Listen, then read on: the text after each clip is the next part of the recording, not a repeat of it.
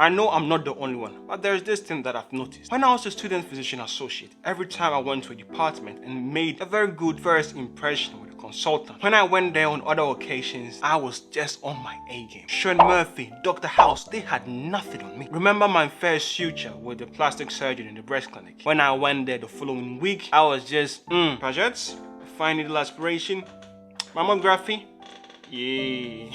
But there are always two sides to a coin. The opposite can also be true. When you go to a department and you sense that you are not rated, not much is really expected of you, your performance follows suit, it just hits different. I don't know what it is, but there must be something to it. This phenomenon is called the pygmalion effect. Put simply, higher expectations bring forth higher performance, and lower expectations, that's the opposite. A sort of internalized self-fulfilling prophecy. This idea in part comes to us from the Greeks, the Greek mythology that is. Once there lived an amazing sculptor called Pygmalion. Pygmalion was so good that he just wanted to express his artistic.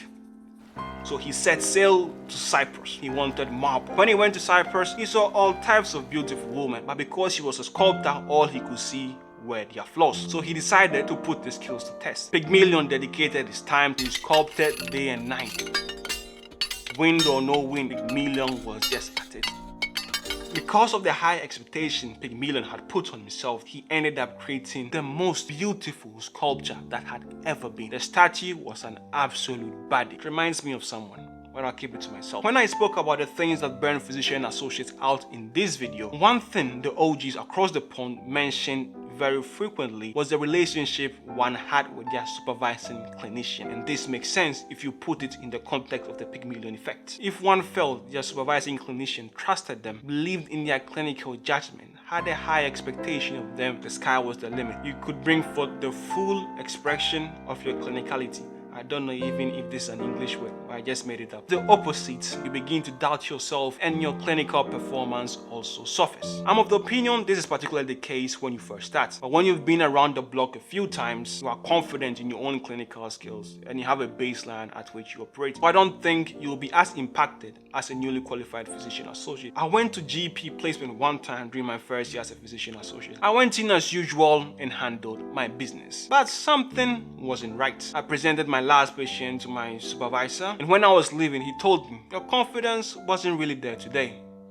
Wagwan. He didn't say wagwan, I'm just saying. I just shrugged my shoulders and said, I don't know. But I think I lied. In my university, physician associates moving past. Car lady is my partner. That day she wasn't there. I think she had gone home or she wasn't feeling well that day. It's strange, but you feed off the energy of the people around. I have a high expectation of the car lady. The car lady has a high expectation of me. We all that positive energy blowing the wind in your sails to allow you to fly was just not there. I didn't tell her that. If I told her that, her head would grow big like this, so I kept it to myself. The Pygmalion effect, yes, in part was taken from the Greeks, but it got to us through the works of a psychologist called Rosenthal. He went to an elementary school and told them he had a fancy IQ test he wanted to administer to the children. He administered this test and then told the teachers that, oh, there are a group of children here that I think will be intellectual bloomers. They'll be performing way above their colleagues. They just have some je ne sais quoi. At the end of the study, he repeated this IQ test. Student X, Y, and Z, the teachers had been told would be the Einsteins, had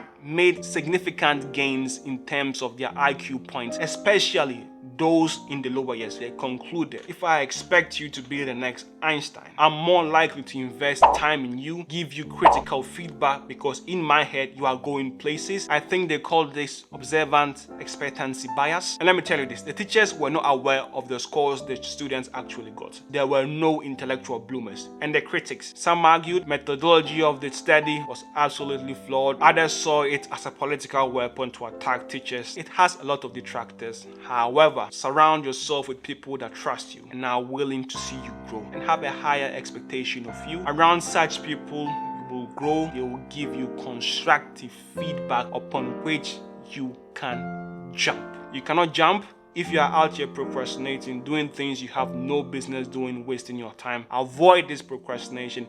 Click on this video. It's your boy Yotsi, and I'm out. Salute!